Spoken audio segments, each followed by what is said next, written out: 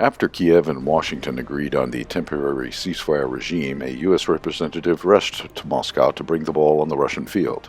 President Vladimir Putin held talks with U.S. Special Representative Stephen Witkoff, but no details of their negotiations were revealed. The American declared his cautious optimism on the possible ceasefire regime in Ukraine.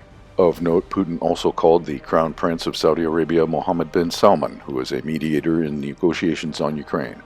In order to once again highlight the Russian position, Putin held a press conference together with his Belarusian counterpart Lukashenko. It was declared that Moscow agrees with the proposals to cease hostilities, but the ceasefire regime should lead to long-term peace and eliminate the causes of the crisis. Russia is looking for sustainable peace, not a temporary ceasefire. There is no need for steps that mimic peaceful actions.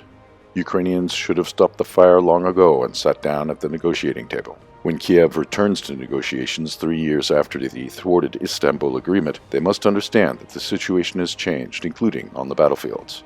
Kiev is trying to play the game of nobility when its scattered army cannot stop retreating on all the front lines and its units are blocked in the Kursk region. The Russian troops took control of the entire agglomeration around Sudzha. Ukrainian soldiers have no strongholds left for defense, and they are forced to retreat from the Russian soil by foot under heavy fire. Ukrainian positions are not better in the Donbass. The pace of the Russian advance remains high in the southern Donetsk direction. Ukrainian attempts to counterattack near Pokrovsk led to no results. The Russian troops are approaching Seversk and surround Kupiansk on a wide front.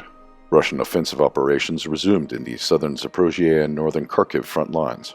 Ukraine is also awaiting for a Russian assault in the border Sumy region after the end of the mop-up operations in Kursk. Moscow clearly understands that the 30-day truce will only turn into a rest period for the Ukrainian military. Kiev hopes to use it to obtain more weapons and intensify the ongoing mobilization. Moreover, there is still the question of control of implementation of a ceasefire regime. The Russian side obviously denies the deployment of any Western military forces on Ukrainian territory, while the international institutions, including the OSCE, IAEA, and even the UN, discredited themselves and confirmed their complete impotence. While Zelensky is playing drama queen, acting out in the White House, then denying to cease fire after his army was destroyed and the entire country was sold out, Moscow's position remains tough. Russia is ready to continue its military operations, being open for meaningful dialogue aimed at a sustainable peace without sacrificing its interests and security.